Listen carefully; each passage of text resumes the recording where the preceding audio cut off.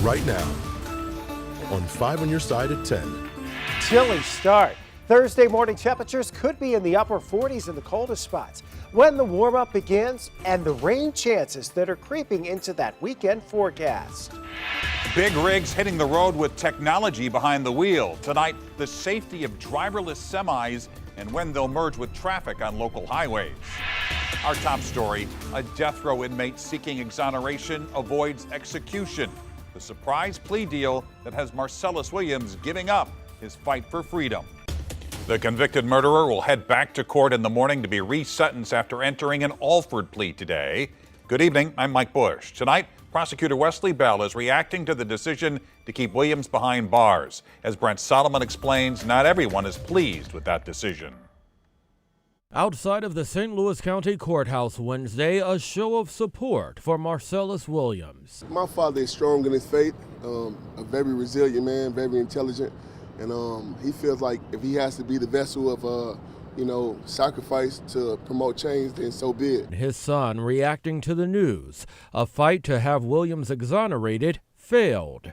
He is convicted in the murder of former St. Louis Post-Dispatch reporter Felicia Gale back in 1998. He was set to be executed next month. Wednesday, prosecutors were prepared to say he was wrongly convicted, claiming new DNA evidence from the weapon does not show a match to Williams. But that never happened. The court learned the weapon was mishandled after the crime. DNA was removed and added from it over a 3-year period following the murder. Those new developments led Williams to enter an Alford plea, not admitting guilt, but acknowledging there's not enough evidence to set him free. Because of that plea, he no longer faces execution. If there is question about someone's innocence, you can't execute someone in that circumstance. We caught up with prosecutor Wesley Bell from the DNC convention. We think that this is an appropriate resolution at this juncture. Moments after the agreement, Missouri's Attorney General announcing plans of his own. On X, he posted his plans to appeal the plea. Quote, "The victims in this case deserve better." A man either had to decide to live or continue to fight for justice, risking his own life on the same way. It's not the decision I would have been leaning towards, you know what I'm saying? Because I want a full exoneration because I believe wholeheartedly that my father that he is innocent. Brent Solomon, 5 on your side. Williams is now expected to serve life without parole. Prosecutors say the victim's family agrees with that decision. A.G. Bailey claims the judge in the case exceeded his authority by moving forward with the plea. You can read more about his appeal right now on KSDK.com. A guilty plea tonight in the shooting death of a young father in Pagedale. Stephen Marion pleaded guilty to second-degree murder in the death of 19-year-old Jalen Johnson. Investigators say Johnson was shot during a robbery last summer near the Metrolink station on St. Charles Rock Road. 6 others, including 2 juveniles, are also charged. According to court documents, Marion will be sentenced once those other cases are resolved. Tonight, police are investigating an early morning carjacking in Soulard. The 19-year-old victim told officers he was out delivering food near 12th and Russell when the suspect pulled a gun and told the victim to get out of his car. Police are still looking for the suspect and the 2008 Audi A4 they stole. If you have any information, you can call Crime Stoppers at 866-371-TIPS. More than $100 million. That's the hefty price tag that owners of the Dome at America Center say is needed to make extensive upgrades to the downtown venue. New tonight, 5 on your side's Robert Townsend delves into the details and gets reaction from fans. For nearly 30 years, the Dome at America Center has been one of the top entertainment venues in St. Louis. The downtown 67,000-seat stadium attracts big sports events, concerts, and conventions. The Dome has been operating and receiving the events and doing well. The Reverend Earl Nance Jr. is the chairman of the St. Louis Regional Convention and Sports Authority. The RSA owns the Dome, which Nance says will soon need a multi-million-dollar makeover. How long has the Dome needed these repairs? I say for about the last 2 or 3 years.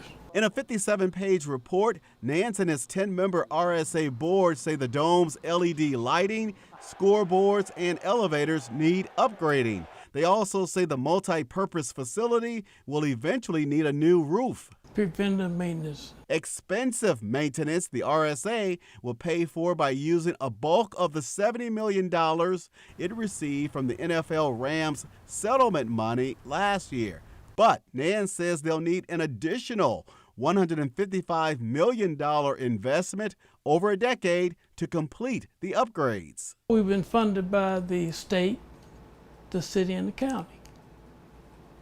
So there's going to have to be some renewed talks.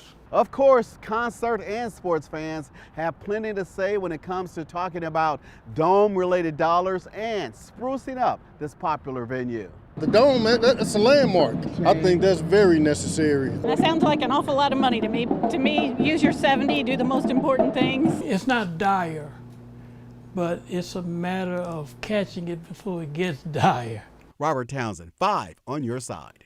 A spokesman for St. Louis County says while they support the dome, right now the county does not have any additional funding for future upgrades or repairs at the venue. A spokesman for Mayor Tashara Jones says the RSA has not asked the city for any money for the dome. New tonight, education advocates are calling for action to help St. Louis public school students as the district deals with multiple issues. The coalition with STL Kids and partners held a meeting discussing education equity, and it comes in the middle of a transportation crisis and leadership shakeup within the district. One group highlighted another crisis, saying that 87% of African American kids can't read at their grade level. These are not statistics, these are real children that we actually meet every day. These are real parents who also suffered from illiteracy, who were pushed through systems. So I need everybody in this room to get it out of your mind that learning starts at home. Learning starts right here. The group also asked parents to help each other when it comes to these transportation issues. Well, thousands of semi-trucks crisscross Interstate 70, 44, and 55 every day. In the not-so-distant future, those big rigs may be barreling down those highways without a driver. New tonight, 5 on your side's Ann Allred explains the evolution of the driverless semi. 18 wheels and up to 80,000 pounds, and no one is behind the wheel. It's like a moon landing, or like when the Wright brothers invented flight, or even, probably like the founders of the internet felt when something like this took place. Osa Fisher is president of Aurora Innovation, an autonomous vehicle company.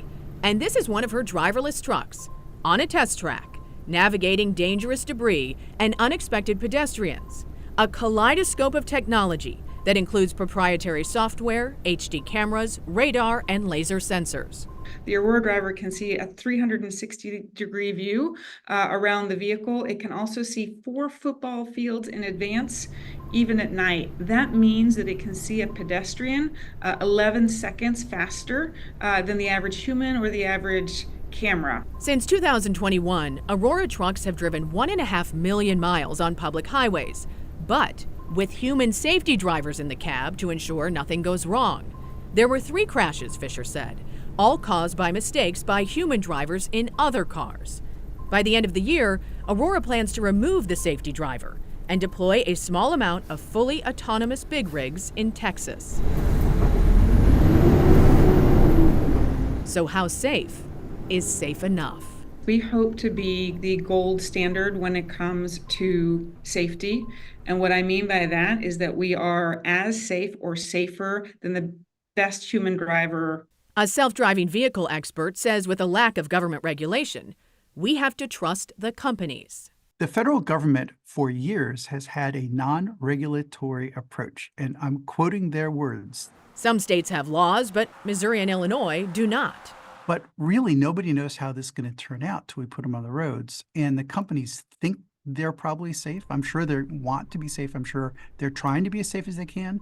But no one's going to know how this turns out till they go on the road and we see. So when could you be cruising next to an empty cab? Over the next 5 or so years, you can guess even in St. Louis, the Aurora driver will be operating where you are. Possibly the future of U.S. transport. Semis with no one inside. What does this technology mean for truck drivers? The American Trucking Association estimates the U.S. is facing a truck driver shortage of about 60,000. A spokesperson from the ATA told me the organization views autonomous semis as, quote, a tool to assist the nation's 3.5 million professional truck drivers, not a threat to displace them. I'm Ann Allred, 5 on your side. Tonight, Ferguson police say Officer Travis Brown is making progress in his recovery. Brown remains in a coma after he was tackled by a protester 11 days ago on the 10th anniversary of the death of Michael Brown. A department spokesperson says Brown's fever and pneumonia are now under control. And join us tomorrow night for a look at the changes that have taken place in Ferguson since the unrest following Brown's death.